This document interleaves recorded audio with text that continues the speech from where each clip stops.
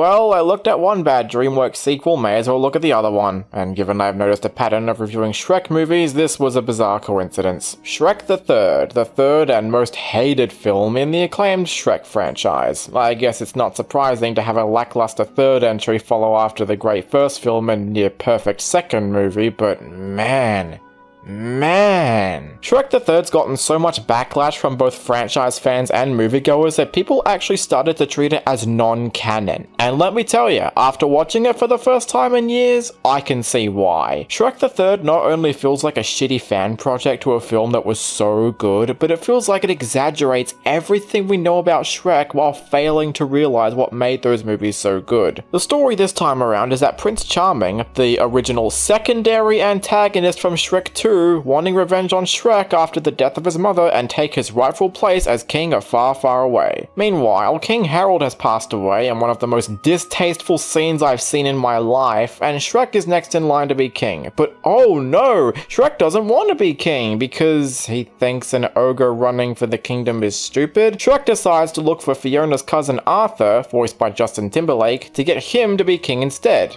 Even though he's a teenager. Sure, let's just put a teenager in the king's throne, because that makes sense. But while that's going on, Charming teams up with all the fairy tale villains and takes over the kingdom. Alright, so summing up the story in its entirety, you might think the movie doesn't sound that bad. I mean, at least it doesn't sound out of place like Cars 2 was for the first Cars. Except the issue isn't the fact that Shrek 3 has a weak or out of place story, it's literally everything else. In fact, it all makes Shrek the Third feel like a half-baked sequel. Remember all the new world building and lore that Shrek 2 built up? It gave the world some new life and introduced us to these new timeless characters. Most of Shrek 3's lore is already set up from the last movies, and outside of the college that Shrek goes to, all the locations are literally the same from Shrek 2. And as for this movie's new characters, don't make me laugh. Arthur comes off as a whiny character, and Timberlake's performance doesn't really fit for this world. Oh, and like, his only standout is that he gives 2 speeches in the movie. The first is literally after we first meet him, so there isn't enough of a strong connection yet, and the second time is towards the end where he somehow manages to convince all the fairy tale villains except Charming to stop being evil. How much more backwards can you get from that? Merlin also shows up, and despite being voiced by fucking Eric Idle, even he doesn't make me laugh that much. Fiona also joins forces with some familiar princesses like Snow White and Cinderella, and despite some of the voice actresses they got, like Amy Poehler and Maya Rudolph, they still don't get a laugh out of me. You might have noticed I keep bringing up the humor right now, so I may as well address that elephant in the room. Shrek the Third is not funny. In fact, it's disgustingly unfunny, and I mean that literally because they like to overplay the toilet jokes. This might sound crazy, but the first 2 movies really only had toilet jokes to give off an impression from the characters, or to sometimes subvert audiences' expectations. Here they have so many toilet jokes that it comes off as insufferable. I swear every half hour there's another poop joke or vomit joke, and it never takes a break. Or sometimes jokes will just either drag on or play out too quickly when there's clearly a good punchline being set up. There's one point where Puss and Donkey swap bodies, and not only is that a trope I'm just sick to death of seeing, but it doesn't add anything new to the story or even grow the friendship between the two. It legit feels like it's just there to be stupid comedy fodder because they couldn't have something interesting to do. And that's what most of the jokes play off like. Like they're trying to appeal to younger kids who might have found the adult jokes in the first 2 movies to be distracting. But not all the jokes in those movies were for adults. That's not why we loved the humor. We loved it because it was well written and played out.